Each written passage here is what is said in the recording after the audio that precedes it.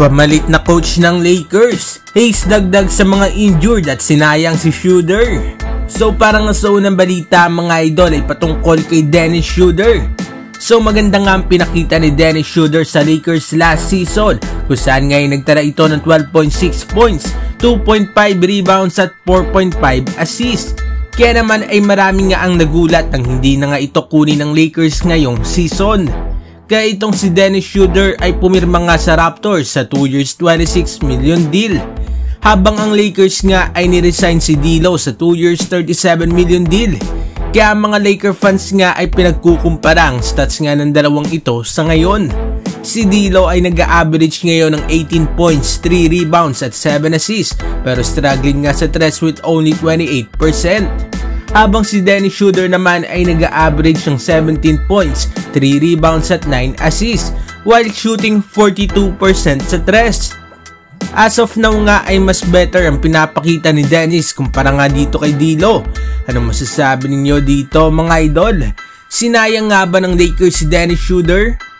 At para naman sa sunod na balita ay patungkol sa big man ng Los Angeles Lakers. Sa dami nga ng out sa Lakers na sina Gabe Vincent, Jalen Hood-Schifino, Rui Hachimura at Jared Vanderbilt ay dumagdag pa nga sa injured list na yan ang big man na maaasahan sana ng Lakers na si Jaxson Hayes.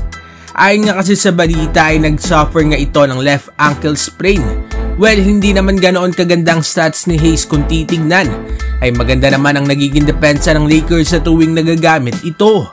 Kaya nga lang mga idol ay 9 minutes per game lamang ang playing time niya under Coach Darvin Ham. So para nga sa akin mga idol ay dapat nga siguro na mas magtiwala pa nga dito si Darvin Ham. Anong masasabi ninyo dito mga idol? Deserve nga ba ni Hayes ng mas mahabang playing time? At para naman sa uling balita ay patungkol sa coach ng Lakers. Well, marami nga nang babash kay Coach Darvin Ham dahil sa poor coaching daw nito.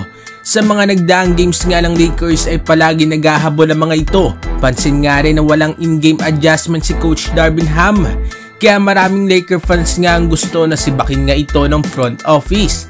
At ang isa nga sa mga gusto ng mga Laker fans na ipalit dito ay itong si Coach Mike Budenholzer. Well, si Coach Bud nga mga idol ay mas may napatunayan na nga dito kay Darvin Ham.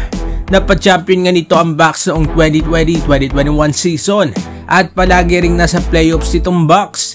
Kilala nga rin itong si Coach Bud sa hilig nga nito sa paggamit nga ng mga malalaking players.